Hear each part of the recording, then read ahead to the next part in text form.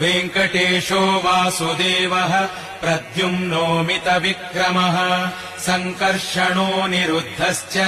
शेषाद्रिपतिरेव च जनार्दनः पद्मनाभो वेङ्कटाचलवासनः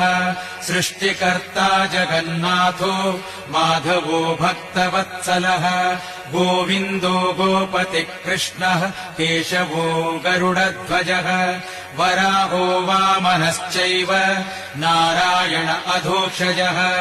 श्रीधरः पुण्डरीकाक्षः सर्वदेवसुतो हरिः श्रीनृसिंहो महासिंहः सूत्राकारः पुरातनः रमानाथो महीभर्ता भूधरः पुरुषोत्तमः चोलपुत्रप्रियः शान्तो ब्रह्मादीनां वरप्रदः श्रीनिधिः